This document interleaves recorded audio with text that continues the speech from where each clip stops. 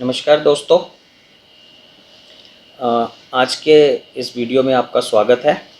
आजकल आप देखते हैं टीवी पे, सोशल मीडिया पे और प्रिंट मीडिया में हर जगह सबके मुंह पे एक ही नाम है, सबकी जुबान पे एक ही नाम है, वो है ब्लैक फंगस।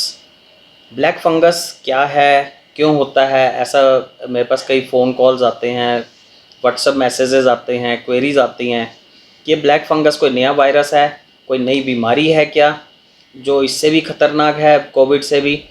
और हर दिन जो है हमें सुनने को मिलता है ब्लैक फंगस से इतने लोग मारे गए, ब्लैक फंगस से वहाँ फलानी जगह इतने लोग मारे गए। तो ये ब्लैक फंगस है क्या, और ये जो है कोविड पेशेंट्स में रिकवरी के बाद क्यों हो रहा है? तो कोविड पेशेंट्स के बाद जो रिकवरी के बाद, कोविड पेशेंट्स में रिकवरी के बाद दो चीज़ों का मेन खतरा बना होता है। एक है सेकेंडरी बैक्टीरियल इन्फेक्शन, जो कि पर्टिकुलरली हॉस्पिटल सेटिंग में होती है, उसके ऊपर मेरा एक अलग वीडियो आएगा। और दूसरा जो है ये फंगल इन्फेक्शंस, ये भी सेकेंडरी फंगल इन्फेक्शंस बोलते हैं हम इसे। और अब ये क्या है, सबसे पहले हम ये देखेंगे कि क्या है ब्लैक फंगस। इसे हमारी मेडिकल टर्मिनोलॉजी में म्यूकरमाइकोसिस बोलते हैं। अब ये क्या है, कोई नया फंगस है या क्या है? ऐसा नहीं है, ये कोई नया फंगस नहीं है, हम इसे सदियों से जानते हैं। ये हमारे घर में, हमारी हवा में, हमारे हर आसपास ही है, इसके स्पोर्स होते हैं जो कि सीड्स हम कह सकते हैं एक तरह के स्पोर्स को। इन स्पोर्स को जहाँ भी जगह मिलती है वहाँ पे सेटल हो जाते हैं और फंगस ग्रो होती है। आपने अपने घर में देखा होगा कि अभी कभी जो है अगर ब्रेड का एक पीस कहीं ऐसे ही छोड़ दिया जाए तो थोड़े दिन बाद उसमें फफूंद लग जाती है। ये फफूंद या तो राइजोपस होती है, या म्यूकर होती है, या पेनिसिलियम होती है। तो यही जो फंगस है इसी को म्यूकरमाइकोसिस बोलते हैं, अगर ये ह्यूमन बॉडी में ग्रो कर जाए। अब सवाल ये पैदा होता है कि अगर स्पोर्स हमारे चारों तरफ हैं तो ये नॉर्मल पर्सन्स में क्यों नहीं होती, कोविड पेशेंट्स में क्यों हो रही है? तो मैं आपकी जानकारी के लिए बता रहा हूँ, क्योंकि जब ये हमारे चारों तरफ हवा में इसके स्पोर्स प्रेजेंट हैं, जैसे ही हम ब्रेड को रख देते हैं एक दो दिन के बाद हम देखते हैं उसमें फफूंद लगनी शुरू हो जाती है। तो ये हमारी बॉडी में भी नाक से, आँख से, मुंह से अंदर जाती है, लेकिन हमारे जो डिफेंस सेल्स हैं, हमारे जो वाइट ब्लड सेल्स हैं, वो इनको इनगल्फ कर लेते हैं, इनको निगल लेते हैं, या फिर इन्हें मार देते हैं, स्पोर्स को किल कर देते हैं, और इन्हें बाहर बलगम के जरिए बाहर भी फेंक देते हैं। लेकिन क्या हो रहा है कोविड पेशेंट्स में, या तो अपने आप किसी के सोशल मीडिया के इम्पैक्ट में ये ज़्यादातर हो रहा है कि बहुत ही हाई डोज स्टेरॉइड्स या फिर कोएक्स के थ्रू जो इलाज करवा रहे हैं कई पेशेंट्स, तो मैंने देखा है कि बहुत हाई डोज स्टेरॉइड्स चला रहे हैं। हाई डोज स्टेरॉइड्स मतलब 150 से 200 250 मिलीग्राम तक मिथाइल प्रेडनिसोलोन की डोज, डिपो मिथाइल प्रेडनिसोलोन, ये सब जो है हाई डोज स्टेरॉइड्स। प्लस जो डायबिटिक पेशेंट्स हैं जिन्हें शुगर की बीमारी है, वो पर्टिकुलरली इस बीमारी से, इस ब्लैक फंगस से ज़्यादा वो प्रोन है, उनको ज़्यादा होने के चांसेस हैं। और ये जो फंगस है ये अपनी जो रूटीन एंटी फंगल मेडिसिन होती हैं, लाइक फ्लूकोनाजोल, कीटोकोनाजोल, आइट्रोकोनाजोल, उनसे ये नहीं जाती है। इस फंगस के लिए हमें हायर एंटी फंगल्स यूज़ करने पड़ते हैं, जो कि इंट्रावीनस देने होते हैं, और वो हॉस्पिटल सेटिंग में ही पॉसिबल है।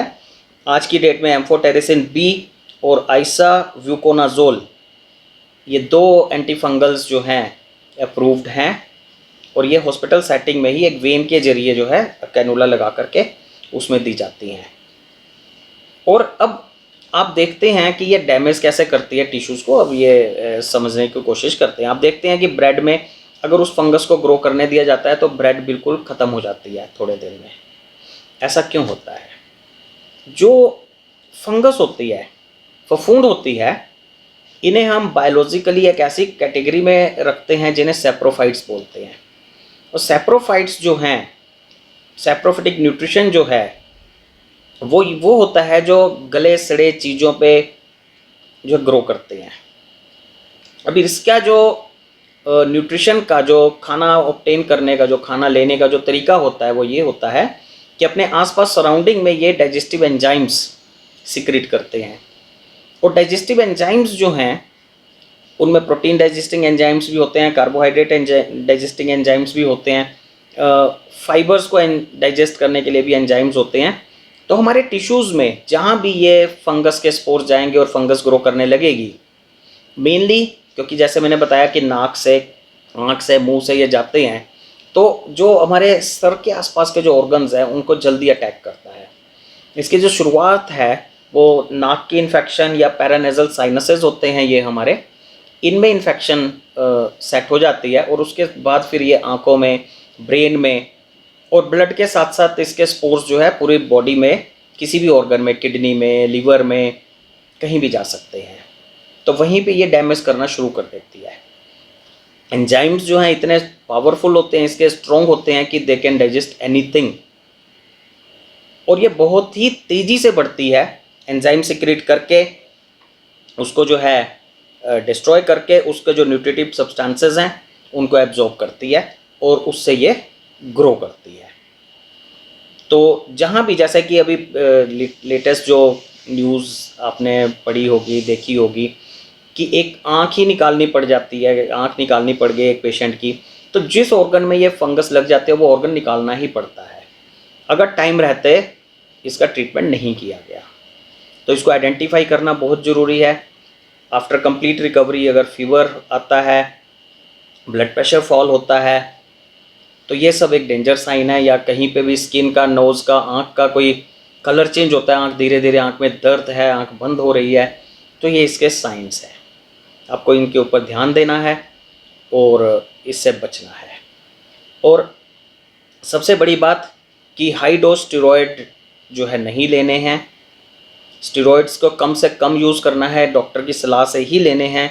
बिना डॉक्टर की सलाह के सेल्फ जो एडमिनिस्ट्रेशन है स्टेरॉयड्स का उसे अवॉइड कीजिए कोविड में, ताकि हमें ब्लैक फंगस से बचाया जा सके पेशेंट को। तो आपको ये जानकारी मेरे वीडियो में कैसी लगी कमेंट करके ज़रूर बताइएगा। और अभी तक भी अगर आपने मेरा चैनल सब्सक्राइब नहीं किया है तो सब्सक्राइब कीजिए, सो दैट इस तरह की और नॉलेजेबल जो जानकारियां हैं आपके साथ शेयर कर सकूं, उनके ऊपर वीडियो बना के आपके साथ शेयर कर सकूं। Thank you for watching. नमस्कार।